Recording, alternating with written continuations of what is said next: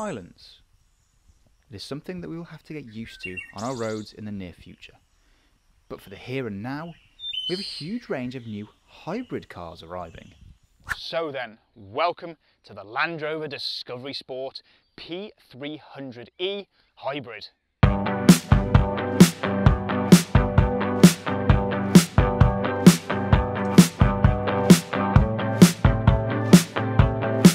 We've already featured the new Land Rover Discovery Sport on the channel before, so if you want an in-depth look around some of the design features both inside and outside of this car, do please use the link in the top of the screen. Now, however, this is a model year 2021, so there are a couple of key differences with this car over the 2020 model. So I'll run you through those a little bit later, because most of those are inside. However, what makes this a hybrid? So let's start here. Up front, we've got a 1.5 litre 3-cylinder petrol engine, which is powering the front wheels. And then on the rear axle, we've got a 15 kilowatt-hour lithium-ion battery, which produces 107 brake horsepower just on its own and only powers the rear axle, which means that this has an electrified four-wheel drive system, which means there's no actual mechanical gubbins which link the front to the rear, which means that you get instant acceleration. And when we're on the subject of acceleration, when both the petrol engine and the battery is working together, you've got 305 brake horsepower and 398 pounds-foot of torque, which by any means is a lot. And that means that this rather big family SUV can go from 0 to 62 miles an hour in just 6.6 seconds and go on to 130 miles an hour. And it can also go up to 85 miles an hour on electric power alone. Now on the WLTP cycle, this car is claimed to get up to 43 miles of electric range alone, and also 175 miles per gallon. I'd really love to put that to the test. It also only produces 32 grams per kilometre of CO2, which means that it falls within the 10% benefit in kind, which means for company car buyers, this is a really great proposition. The P300e though doesn't sacrifice being a usable car to become a hybrid. You still have 5 seats with plenty of cabin room and also 963 litres of boot space with the seats in place and 1,574 litres with the seats down. However, the only downside with the P300e is that there's no 7-seat option available. Now before we move on and have a look at the interior of the Discovery Sport, what do you think about the way it looks? Now, as I mentioned in my video on the new shape Discovery Sport, a couple of years ago now actually, which is mind-blowing that time's gone that fast, I actually think it feels like it's grown up a little bit. I love the new elements in the lights here, the new grills down the front.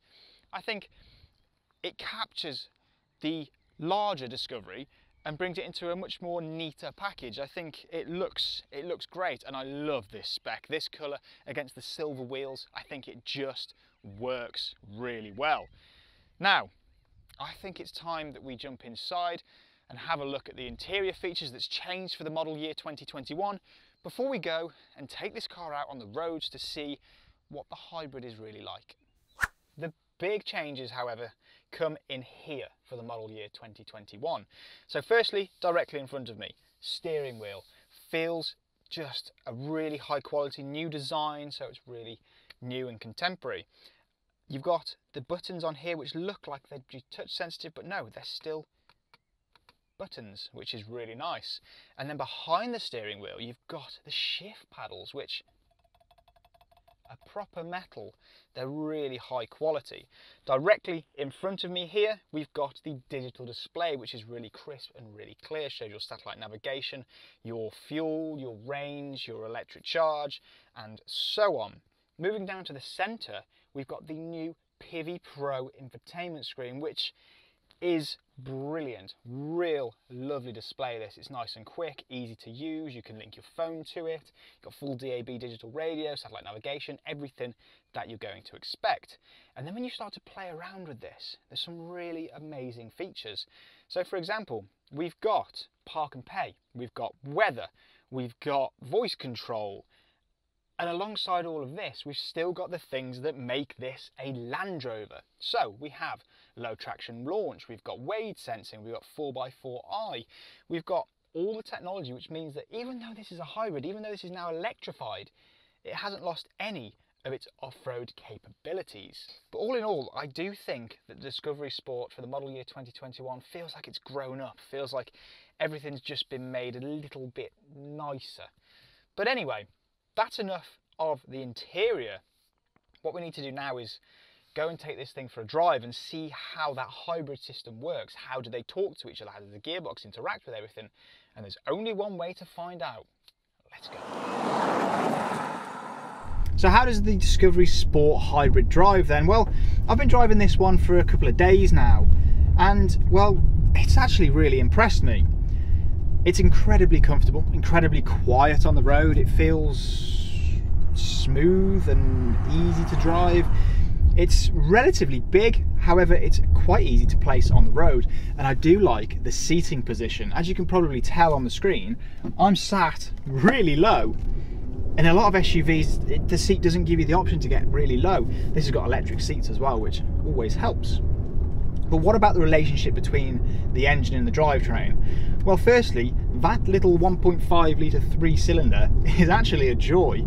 I never thought I'd say that about a 1.5 litre engine in a car of this size. It's got a really nice little warble to it.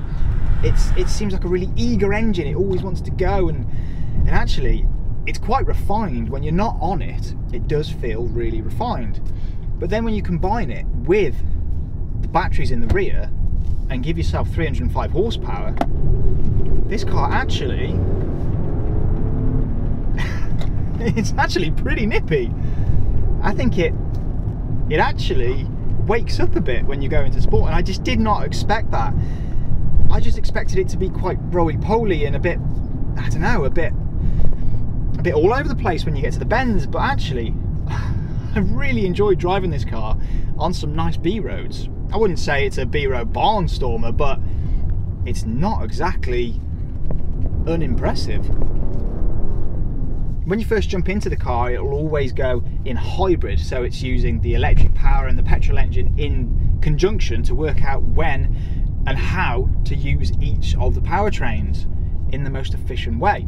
However, down here you've got a little button that says EV, so you can cycle through a couple of modes. So hybrid, EV, which basically the car will only run on electric power until that's depleted, and then at the bottom you have save, which basically means the car will aim to save the battery and only use the petrol.